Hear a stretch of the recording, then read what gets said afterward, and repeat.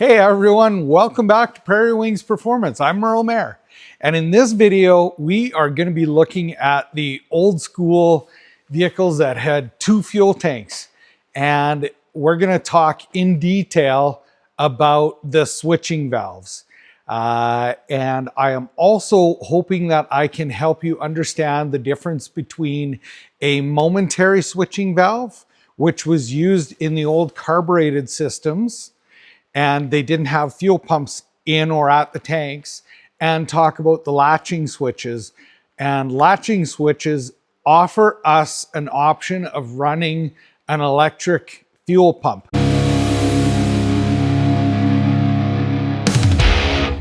Why do we want an electric fuel pump? Well, carbureted stuff, a lot of this stuff is now hot rod stuff, and it sits all winter or for long periods of time. So if you have an electric fuel pump, you turn that on, you have fuel at the carb right away, which is beautiful. On the other system is EFI. You need electric fuel pumps to run any of the modern EFI. So we'll go through those details, as well as I'm going to be going over two systems in particular.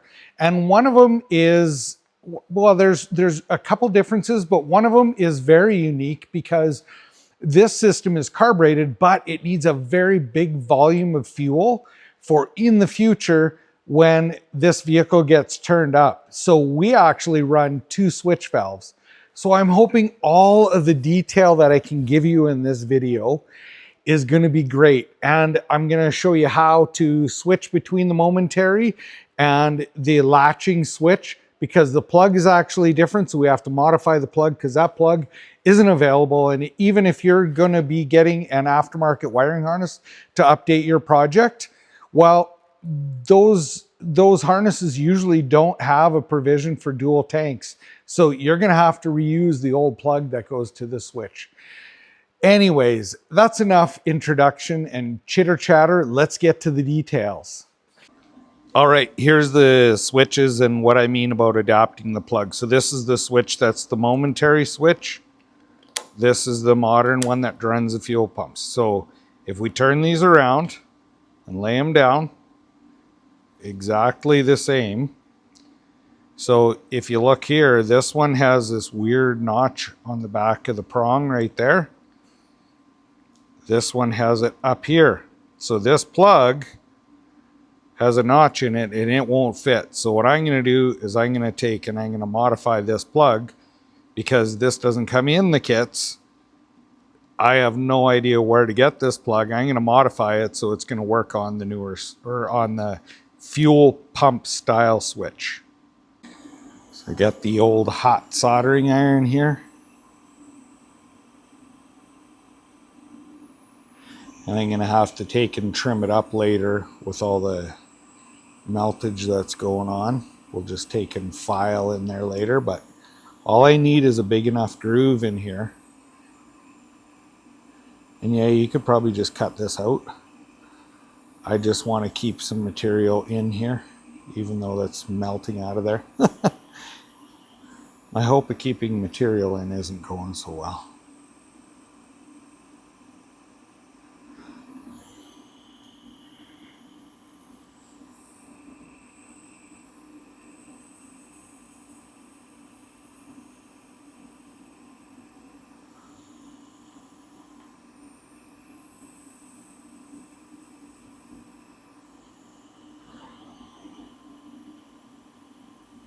And the lock tab is on the top side, so all we need, we don't care about any of that. All we need to do is make sure we have clearance for that.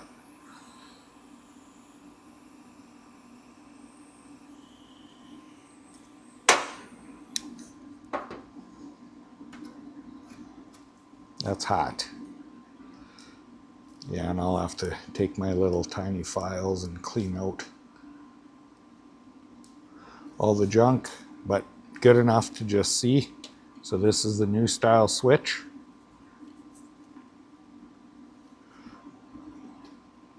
Now it plugs in before it wouldn't even come close to going on. So we are good to go. I just got to tell you a little story about my file set. So I finished filing up the plug, but I want to show this off. This file set, this would be something that you would want to ask for Christmas, but I don't think you're going to be able to find that brand. I don't know, I haven't looked, but this this file set's older than I am. It was my dad's. I inherited it from my dad, and it's near and dear to me, so I keep it close.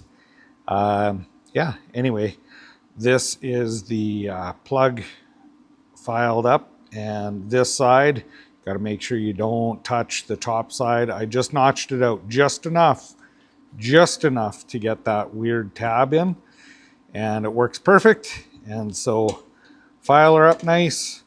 Don't touch this side where the tab is, and you'll be good to go with this plug. Here is a wiring diagram that comes with these selectors. Now, some of them come with switches, some don't. This would be the switch that would normally come with, or you can get. And they're a 6-pole switch, only 4 poles are used. But what I want to highlight is the multimeter here. So if we take a look at this, in one direction, it is 12 volts, okay? And so that means that the positive is the red one, the negative is the blue one. This would be going back to your selector to actually function it. And when you hit the switch, it flips polarity. So now this became negative, this became positive. So that's how this switch works. It drives it in both directions. Now, these switches, if you take a look, this one here stays on all the time. So, pretty simple.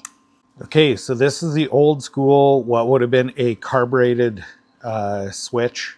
And if you notice, the multimeter is not reading anything. So it says depress fully on the switch. And here's why. This is a momentary switch. It's not a latching switch. So when I hit to go to the right-hand tank and let go, it just moved the valve. And that's what you're doing, is you're hitting the switch, depressing fully, let go, the valve goes to rest. I do it in this direction, it goes the opposite direction, so the polarity switches as well. So on this, the one with the big groove is actually where the 12 volts, gets applied. The ground is on the other side, and then the 2 outputs are in the top. This is a switch we're switching it to, whether you're going to fuel injected or not, whether, like, this is what you need to run electric fuel pumps with. And so if I take a look at this, right now I have voltage for the right-hand side. Sorry, when I switch this switch, it switches polarity on them, which the main tank on this is going to be the left-hand tank, driver's side. But that big notched one is again where the 12 volts gets applied. The ground is the one opposite, and these 2 wires are your outputs. You're going to have to figure out how you want that, but the main tank I'm using, left-hand side, that's what it's getting wired to. So basically what's happened on the back of the switch is this is opposite. Before, the power was on top, now it's on the bottom. So not a big deal. That's how you do it. This one is the momentary, will not run the fuel pump. It'll run it while you're holding it down, but when you let go of it, fuel pump's going to go away. These are the aeromotive pumps, and they're in the tank and ready to go in. And the venting on this old truck is going through the gas cap, so those are plugged. Got to build a wiring harness for this. And I'll show you the pumps I used. You can use a stealth tank, but this is a dual tank thing, and they're not meant to be in as a dual tank unit. They're a single tank thing, so I don't know if you can use them or not, but I did know that I could take the newer pumps, shorten the arm, and make them fit in the tank, so that's what I did. These pumps aren't for a 1981 Chevy, they're for a newer one with a deep tank, single tank I'm assuming, and I bought 2 of them, and we trimmed the arm down inside. If you're going this far, I'm sure you'll be able to figure that out. So I made the pumps shorter, and the fuel gauge actually, the lever in there actually works better. I don't know how that fuel gauge, you would have been full for a long time with how tall it was. Anyway, I'm happy with these. I'll show a part number of the pumps I used here. There are lots of different ways to do it. Now, this is a Ford that I did a long time ago, and the switches, this was in a 78. And the switches in the dash are latching switches for this as well. This only used one switching valve, which is going to be different. And as well, I had to tap into the original harness. So here's a relay, and here's a relay. This is a switch. But anyways, yeah, that's one way of doing it. On this diagram, this is what we're using on this old square body. One relay. And we have two fuel pumps, and we needed to use two switching valves because eventually this is going to get turned up, and he wants it capable of 800 horse. Now, the fuel pumps that we have in aren't capable of that. They don't run at the same time, but when he does turn it up, all we have to do is drop in bigger volume pumps. But I actually will show a diagram and stuff later of how the fuel system is major complex, but he was adamant about keeping dual tanks, which adds a big level of difficulty to the situation. I guess not difficulty, just more work. But he is definitely wanting this to be like his old truck that he got from his grandpa, which is really cool. So that's this diagram. And this uses two switch valves. Very convenient. It just so happens this old Ford that we worked on a few years ago, did the fuel system on, came in. So that's the fuel switching valve in the dash. And I'll take you underneath and show you what the pump setup looks like. Underneath the truck here, you can see that this has been in service a long time. It's been driven a bunch. The truck, I'm probably going to be doing a video on it. We have EFI on this, so this is the EFI system, and we're going to be adding cruise control to it. So look forward to watching that. And you can see that this is a lower horsepower unit. It only has one switching valve. It's the same valve as what's used in a GM. Yeah, and so it's just simple. I mounted the pumps as low as possible to the bottom of the tank. That saves the pumps. And this truck has been in service and working just flawlessly. Underneath the truck, this thing looks pretty confusing. So I actually drew a fuel system drawing, and with needing the extra horsepower, we had to use two switch valves. Now, if this was fuel injected, we could have went all with 6AN fittings. But because it's carbureted, I talked to Aeromotive, and Aeromotive actually are the ones that I figured out that we didn't have enough fuel. I figured we'd probably need two valves, but Aeromotive's tech department confirmed that yes, this is what we should be doing, and we should be using the valves backwards. So normally the feed line on this would have been the larger line, and the return would have been the smaller. But because of what we're doing and using two valves, they want the return larger, so there's no restriction in the return. Now, the regulator we're using, this is the Aeromotive regulator part number.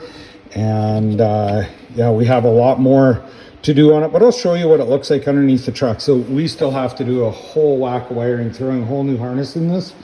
And this truck is going to be getting redone, a total frame off done on it. What I've done is I used the factory mounting spot for the one switching valve, and I have the fuel lines. I have connectors there so the fuel tanks can be dropped without having to pull a whole bunch of stuff out. So this is actually one of the lines here. You disconnect to get that pump out, and then one up there, and it wasn't that bad to get in and out. Then I made a bracket on this side here, attached it to two holes that were already in the frame, and mounted the other valve over here. And again, there are two connections to get that tank out, and the tanks are lined, all ready to go. But this fuel system, if you look from one side to the other, I mean, there's a lot going on here. It is, yeah, quite a bit of plumbing. And then we will follow this up. So this goes into Y's, into a fuel filter. So both of the switching valves come across and they Y in through the fuel filter for the feed, and the return is just a Y behind it. And then this travels up the frame, and I have it heat shielded where it goes by the exhaust here and up top. And I will let it down and show you where the regulator is and how that feed is as well. Again, you got to mind it, this truck is in the middle of a build, and it will be in a couple years getting a complete body off, frame off resto. So we have the feed line coming into the regulator, then we have the line that's going up to the carburetor. That's not tied up yet. And then we have the return line coming back. And again, if you look under the hood of this, we still have to change plug wires, put a wiring harness in, but if you look under the hood of this, you don't realize that this has electric fuel pumps in it. If you're just looking, I mean, someone's gonna see that there's no mechanical pump, but it isn't blatantly obvious that this thing has been highly modified, other than that's a really nice piece of jewelry under the hood. I guess to cover the last thing, I just really want to go basic with this valve. This is an old switching valve. It's garbage. But what we have with this valve is there's just a solenoid here that moves a pintle up and down. These lines go up to the front of the engine. The small one is normally your return, and the big one is your feed line. That's how they were originally. So you have big lines on one side, small lines on the other. So these go to each tank. This goes to the front of the vehicle. And then we have 5 wires in here. And if you look at the diagram, you're going to be able to see the detail on that. So these wires basically are going to be switching this solenoid in and out to dictate which tank it goes to. And then the other ones are, one goes to the one fuel tank for the fuel gauge, the other one goes to the other fuel tank for the fuel gauge, and then one goes up to the actual fuel gauge. So this solenoid switches between tanks, simple, and it changes which gauge is reading. Very simple setup. So I hope that I have helped you be less confused about a dual tank system, as well as be confident enough to be able to work on it and modify it so that it'll suit your needs. So thank you so much for checking the video out. I really appreciate it. And if you have any more questions on how this system works, or maybe modifications that you want to do and you might need help with, just put it in the comments. I'll do my best to help answer those questions. And please like, share, and subscribe. Thanks so much.